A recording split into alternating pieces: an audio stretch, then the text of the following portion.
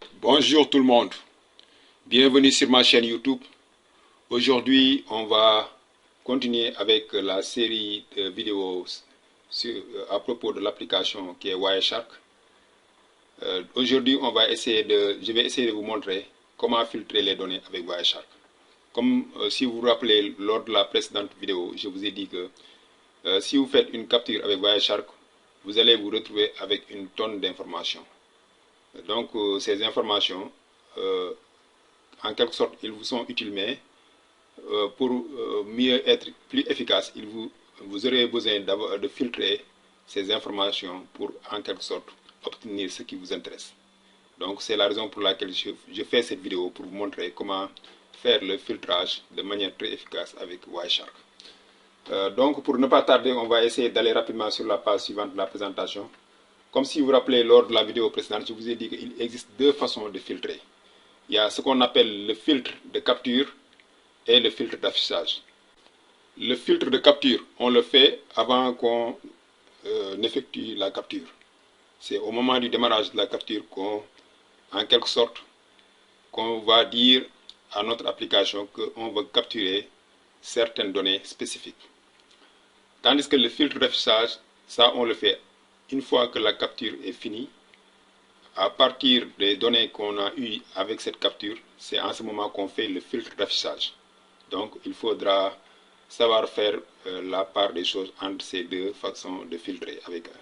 Mais je vais vous dire que la plupart du temps, vous allez utiliser le filtre d'affichage.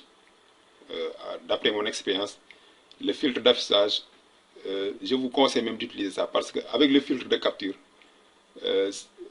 vous pouvez en quelque sorte manquer ou bien ne pas obtenir toutes les informations dont vous avez besoin.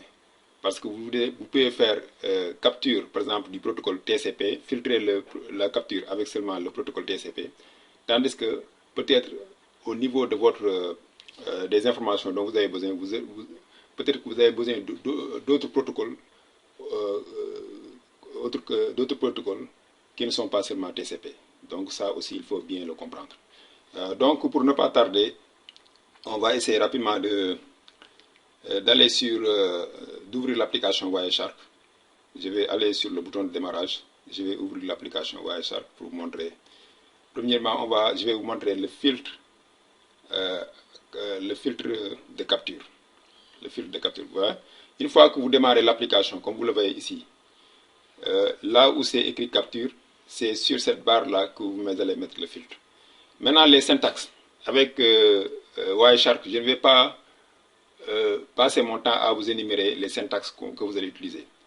Mais si, par exemple, vous êtes familier avec la syntaxe qu'on utilise avec la ligne de commande pour les appareils Cisco, comme le routeur ou bien le switch, il y a un bouton d'aide, par exemple.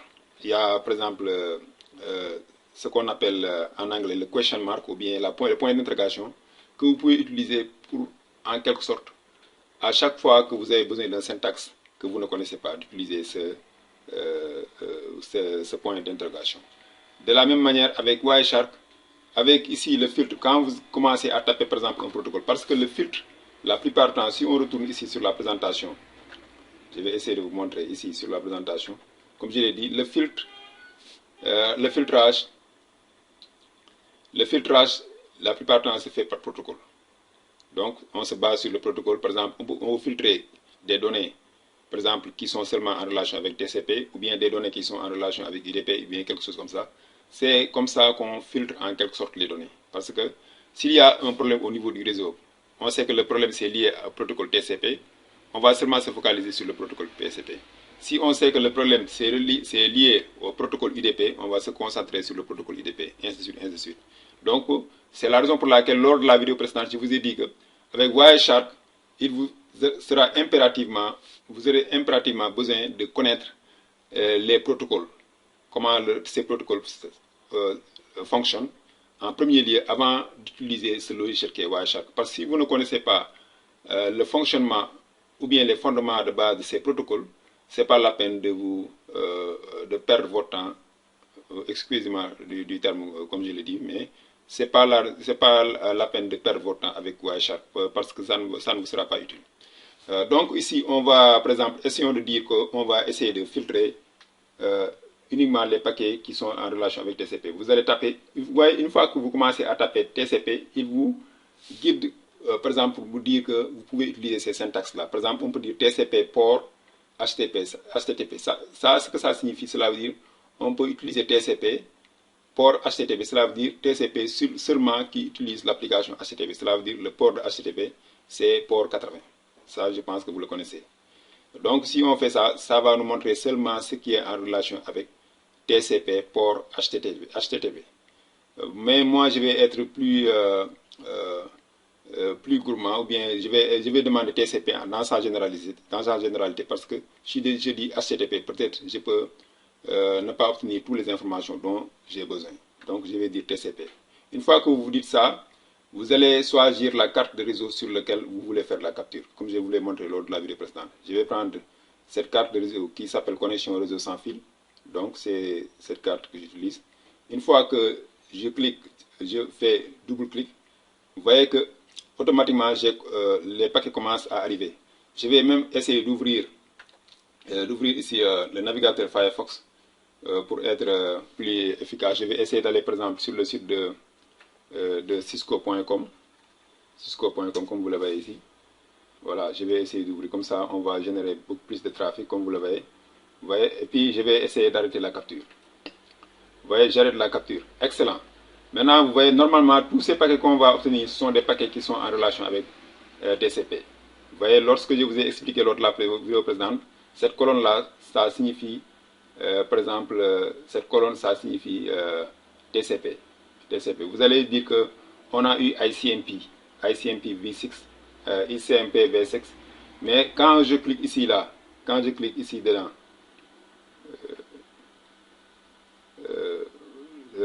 ce qui nous intéresse ici, nous, ce sont les protocoles.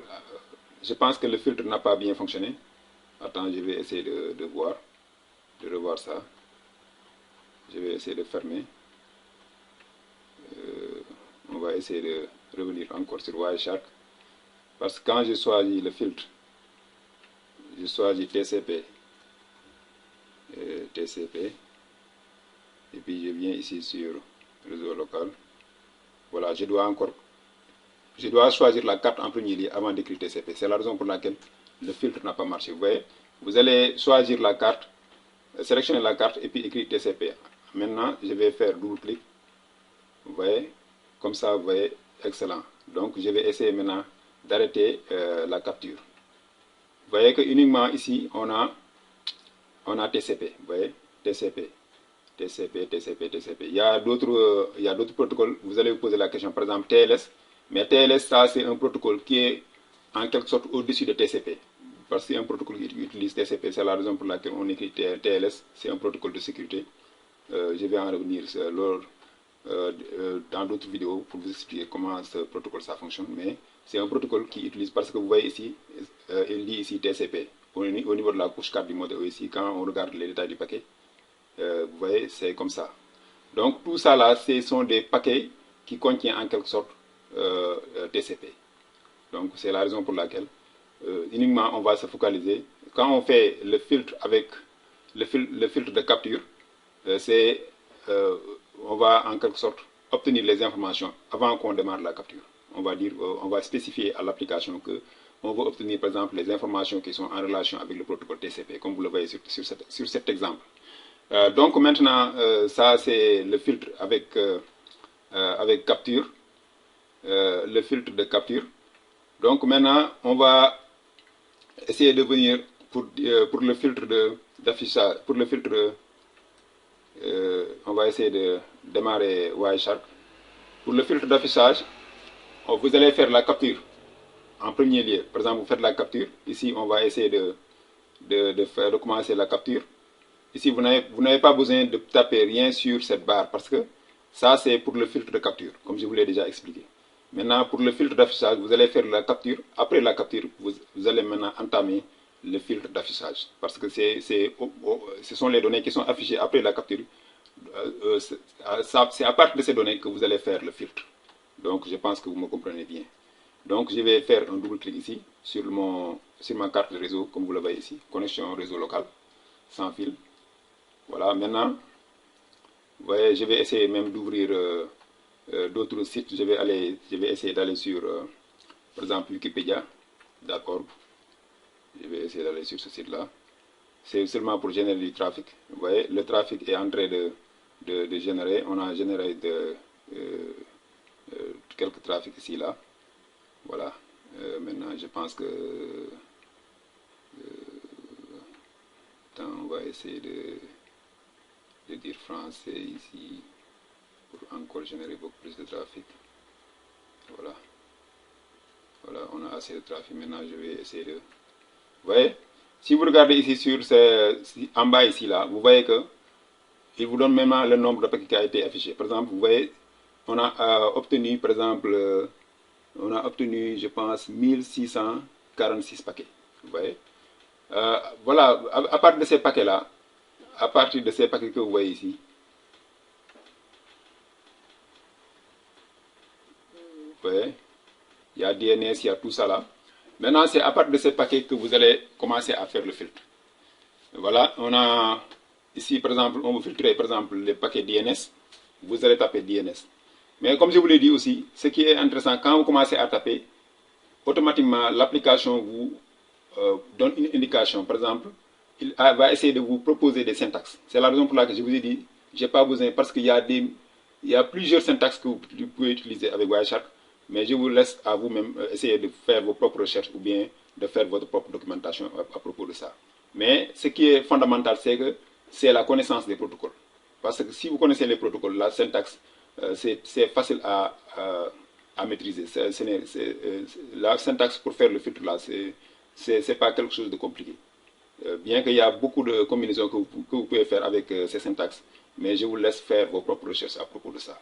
Donc, par exemple, si je dis DNS, mettez en tête que quand vous tapez, par exemple, une syntaxe, quand la syntaxe est bonne, vous allez voir que la couleur est verte.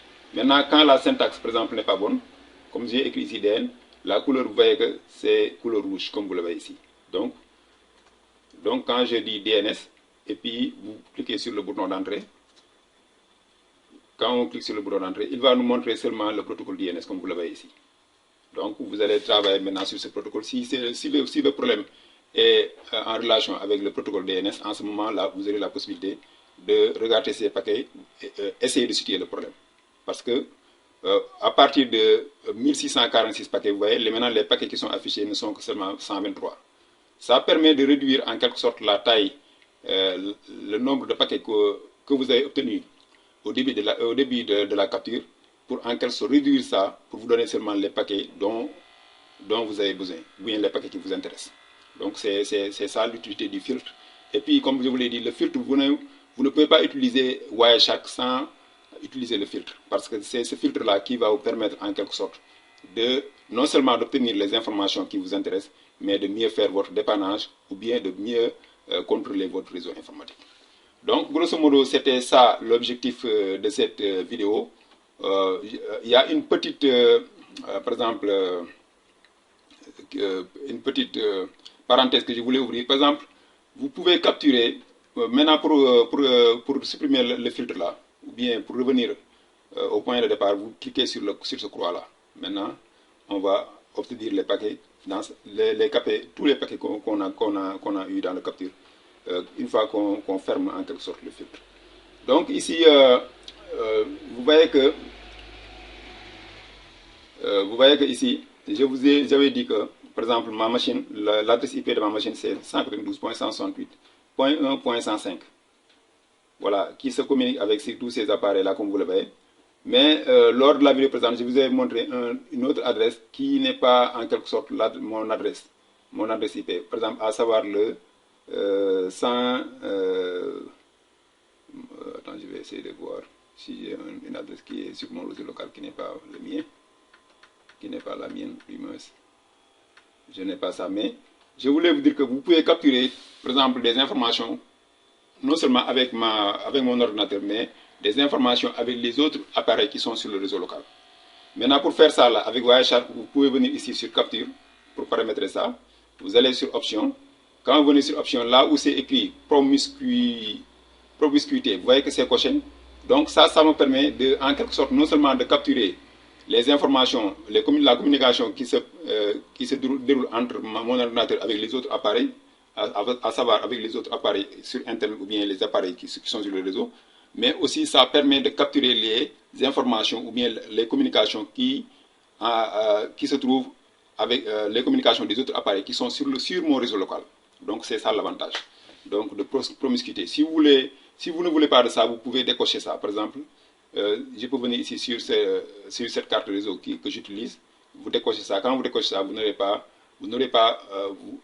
et puis quand vous décochez ça, vous n'allez pas en quelque sorte avoir la possibilité de capturer toutes les communications qui sont sur votre réseau local. Donc c'est ça que je voulais mentionner avant de terminer la vidéo. Donc grosso modo, c'était ça l'objectif de cette vidéo. Je pense que vous avez appris quelque chose. Je vous remercie d'avoir regardé et je vous donne rendez-vous à la prochaine. Merci beaucoup.